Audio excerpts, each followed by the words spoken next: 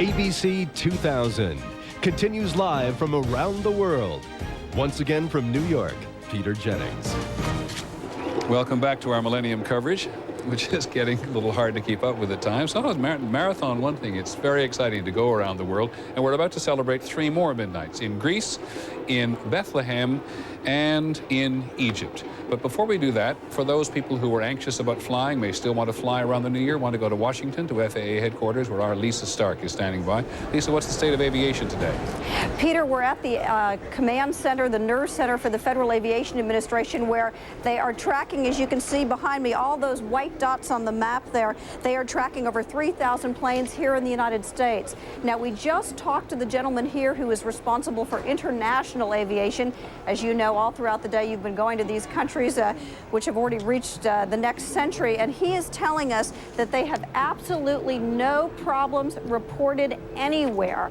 No problems with airports, no problems with airplanes, no problems with air traffic control systems. So right now, everything looks very, very good from their standpoint all across the world.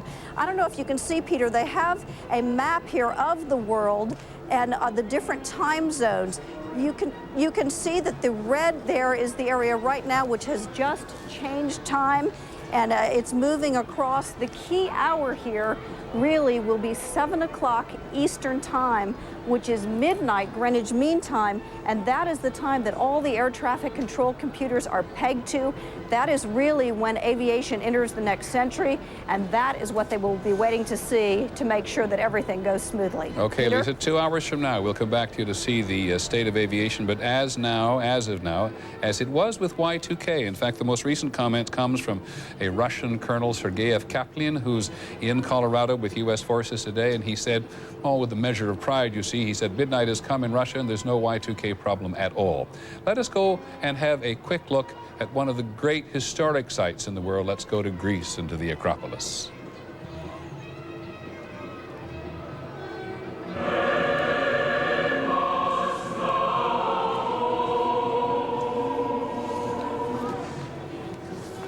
It will be midnight in just a few minutes on the Acropolis, this astonishing site of the Parthenon Temple,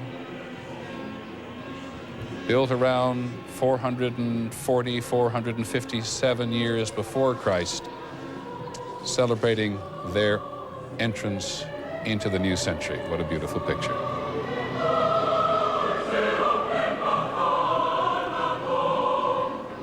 ABC's political analyst George Stephanopoulos is, of course, a Greek American and very proud of it. George, a big moment for Greece.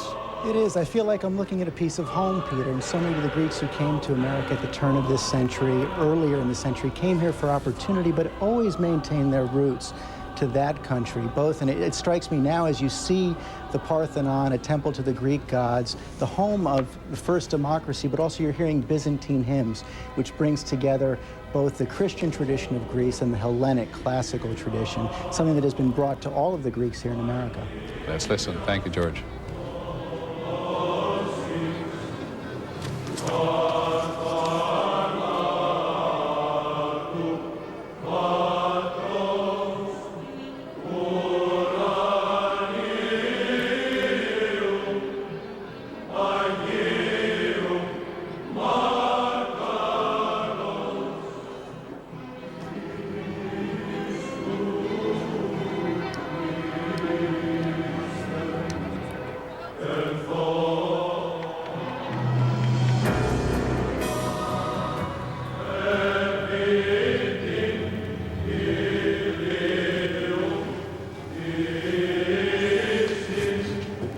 From the Acropolis in Greece, across the Mediterranean, the eastern end of the Mediterranean, to Bethlehem.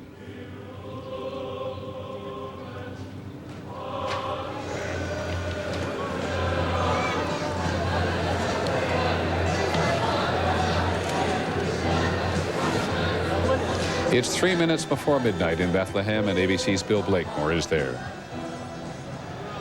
Well, Peter, all the people we've been hearing from for the last few months who've been saying that the world might come to an end at midnight in the Holy Land, we can report that it certainly is not doing that. We have a square that's full of mostly Palestinians from this town. Others are visiting.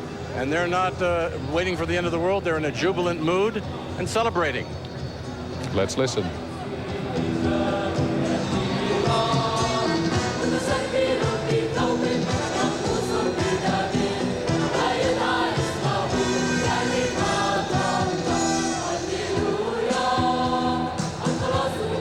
And before we settle in Bethlehem to celebrate in the place where the Gospels tell us that Jesus was born, let's take a quick look at Egypt, because it's coming up on midnight in Egypt as well, and there's a great festival going on out there at the pyramids.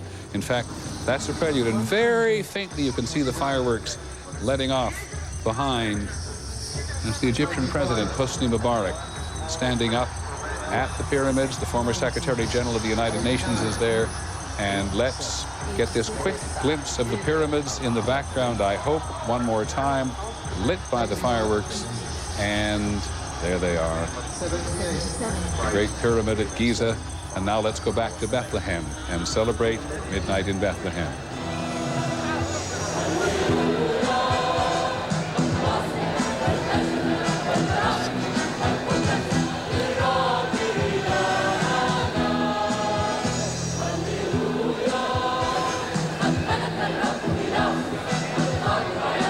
Church of the Nativity.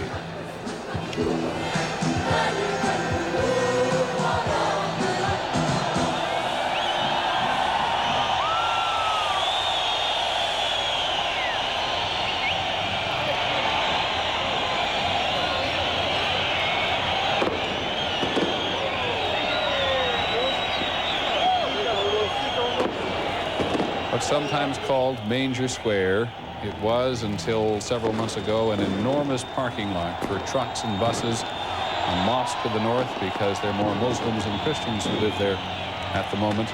But here is the celebration with the doves of peace to mark the new millennium.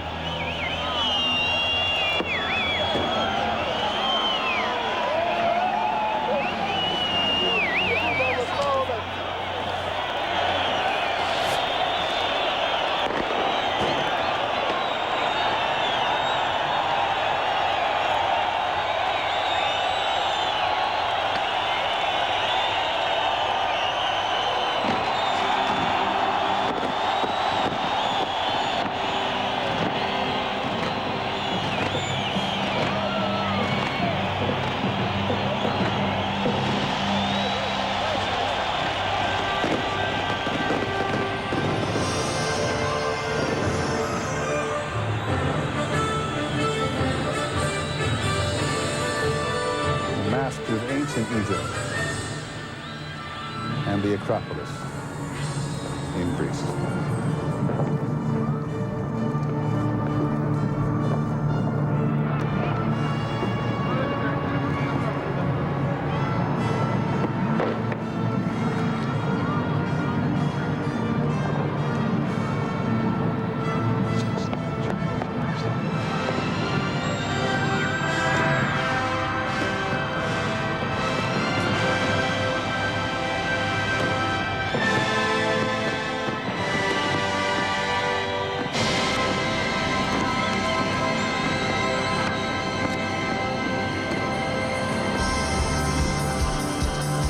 Well, it's a bit confusing there. This is Jean-Michel Jarre, who did this ceremony for the pyramids, and we've seen much more of him than we've seen of the pyramids.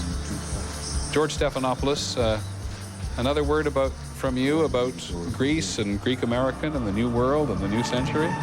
Well, what I'm thinking about now as we watch it looks like the Acropolis on fire is how the experience of Greek Americans and Italian Americans who came here at the beginning of the century is now being replicated here in America by Dominicans, by people from the East Indies, from these new immigrants are now going along the same path that many of us went through at the beginning of this century, and they're in for an adventure.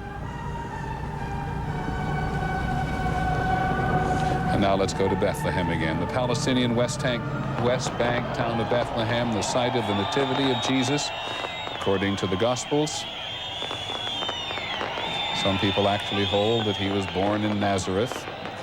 A discussion to be taken up at some other point, of course, but for tonight, this is where the Palestinian Authority wanted the world to be focused on this particular night. Bill Blakemore is there. Yes, Peter, this has been a night they've been waiting for a long time. They've spent a lot of money to get Bethlehem ready for this particular event. Many people here in the square holding up candles, a scene of enormous hope and pandemonium at the same time. At least many of those peace stubs a little confused, no doubt, flying in among all of those bursting shells and beautiful colors in the air. But the year 2000 is supposed to be a year of great peacemaking here in the Middle East, with the Israelis, Syrians, and Palestinians all in different peace negotiations.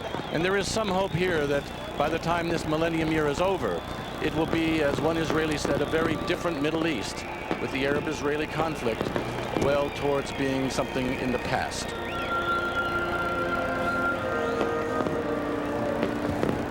To Greece again.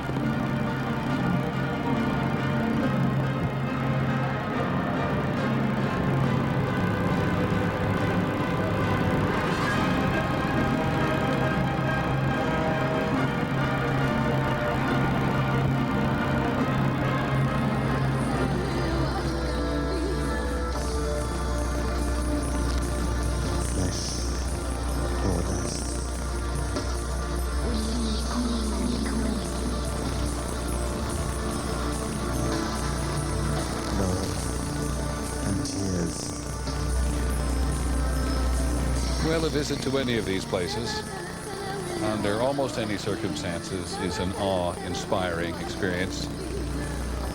Hard to see the pyramids, which is kind of sad. Wonderful to see the Acropolis, because they have made it so easy, and because, as Greeks have historically made it very much the centerpiece of the way we look at them. As George Stephanopoulos said earlier, the seat of democracy. And Bethlehem, which for millions of Christians down through the ages has been a point of pilgrimage, and now is where Palestinian Authority is in charge, after having been occupied for so long by the Israelis, now controlled by the Palestinians themselves.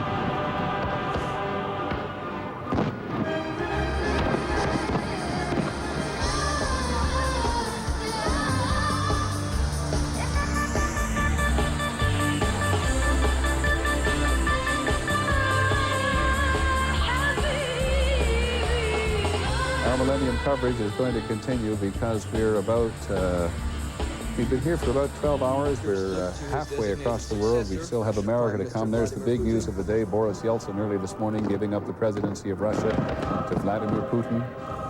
But the great news of the day, the big news of the day, has been everywhere, the celebration of the new century. Our coverage will continue.